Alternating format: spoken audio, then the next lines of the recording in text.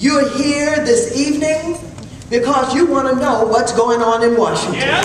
Yes. You're here this evening because you know it's time to speak a little truth to power. That's right. You're here this evening because you want to know what are we going to do about this job unemployment situation in our community. There is excruciating pain in the black communities, the Latino communities, and to a real sense, the entire nation. People are hurting. People are getting bailouts and handouts, and our community is decaying from within.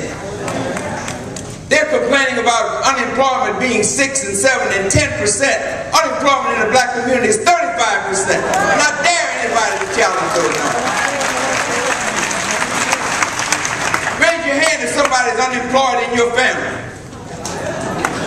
Stand up if somebody's unemployed in your family. Don't be shy. I'm standing up. Somebody's unemployed in my family. This is what they need to see. We spend over $2 billion a month to invest in roads and schools in Afghanistan when our own schools are crumbling here. They don't know how to deal with problems. They don't know how to deal with these emotional issues. How can you expect your child to focus on algebra when he just seen a murder on the way to school? We gave them our money. They are flush with money right now. They're not lending to small businesses. They're not creating jobs, and they still foreclosing on our homes. On the earth, in the history of the world, use its resources to clothe, to feed, and to house its population? Or should those resources be completely accessible to 1% of the population to do as they will?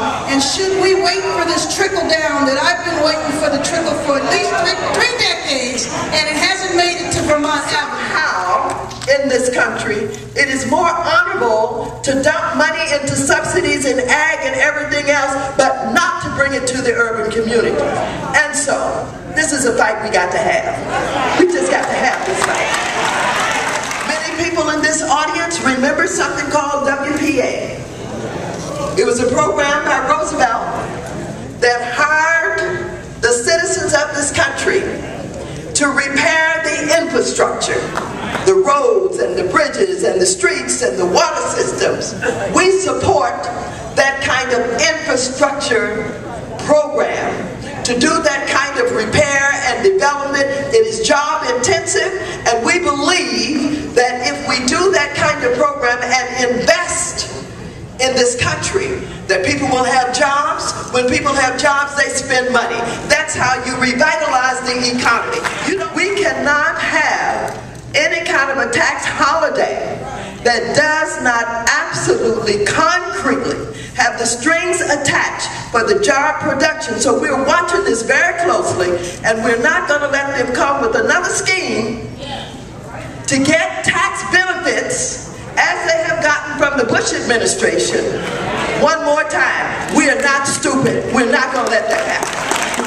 Building the highways, the harbors, the falling down schools, the broken bridges, there's plenty of work here. And here's where it starts. And then we bring in the 44th President of the United States to stand up with us. That's what we do to get rid of unemployment. There are those who would tell you, oh, marching is old school. Rallying is what they used to do. You better get up and join with us when the call goes out and put the numbers together and show up. If we want to take 10,000 people to the federal building, you got to be there. Are you ready to do some organizing? And I want to ask you, is the Tea Party stronger than you are?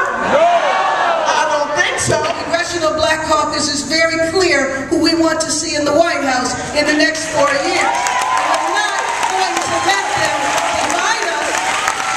We're not going to let them pit us against each other. And we're not going to let them attack the members of the CDC the way they have attacked us.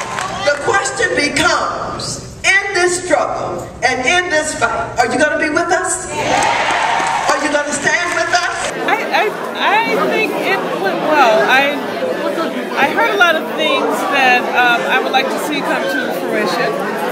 I am a single mother, head of household, with a teenage child that they talked about who goes to work to help mom pay the bills. I'm from Detroit, Michigan, relocated to California in hopes for a better opportunity. And so now I am a student. I'm a full-time student.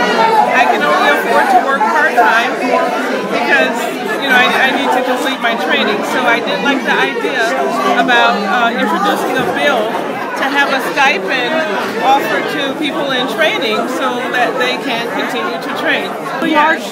And I'm a new resident here, and I do plan on joining the NAACP and becoming a member of all of the activism organizations that will allow me to become the change that I want to see. Historical. I've never been in the president of the Congressional Black Caucus before.